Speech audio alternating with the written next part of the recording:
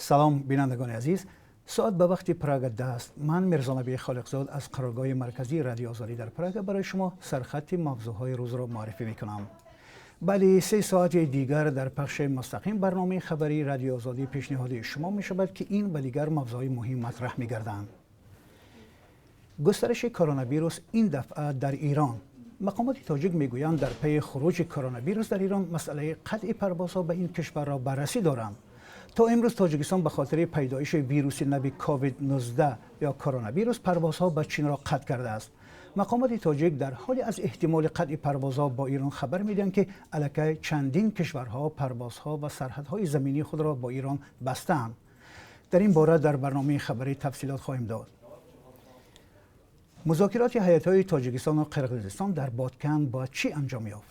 آخر هفته گذشته کمیسیون‌های حکومتی عاید به علامتگذاری مرز به ادامه بررسی موافقه‌های قبلا حاصل شده پرداختند. برخی از ژورنالیستان و کارشناسان که از وضع در هر دو جانب مرز دیدن کردند میگویند دورنمای تبادل قلمروها که طرح اولش قرار است در آغاز ماه مارس آماده شود، ساکنان نزد مرزی را در تشویش گذاشته است. اکثریت در هر دو جانب سرحد نمیدانند که شرط تبادل مرزی از چی عبارت می شود و تا کجا حقوق آنها رعایت خواهد شد. چون و چرا را کمی دیرتر در اختیار شما میگذاریم.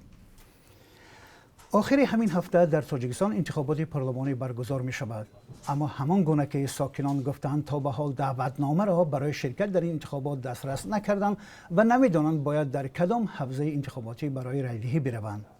همکاران ما تا آغاز برنامه امروز تلاش خواهند کرد معین نمایند که در حوزه‌های انتخاباتی چی می‌گذرد و کارمندان موقتی کمیسیون مرکزی انتخابات و رایدپرسی تاجیکستان که از آموزگاران و کارمندان جماعت‌ها عبارتند با چه شیوه کار می‌برند. برای جلب هرچه بیشتری سیاحان، حکومت تاجیکستان مهلت روادید یا ویزا برای شهروندان خارجی را دراز کرد. از این به بعد هر خارجی که با هدف سیاحت دیدار با اهل خانواده و یا خویشاوند به تاجیکستان می رود می تواند با روادید یک دفعینه 2 ماه در کشور بمانند. بر اساس آمار رسمی همه ساله بیشتر از 1 میلیون خارجی برای سیاحت به تاجیکستان می آید. حساب ها نشان داده است که هر خارجی در دوام کمتر از 1 یا 2 هفته در تاجیکستان از 800 تا 1400 دلار خرج می کند. این یکی از دیگر موضوعهای بحث امروزی ما خواهد بود. و همچنین از شکار جانوران نادر در افغانستان خواهیم گفت که مقامات آن کشور را نگران کرده است. با وجود منع بودن شکار این نوع جانوران، ساکنان قانون شکنی میکنند. بینندگان عزیز، همه شما را به تماشای برنامه خبری رادیو آزادی دعوت میکنیم که ساعت 5 به وقت دوشنبه و ساعت 3 به وقت مسکو تقدیم میگردد. خدا نگهدار.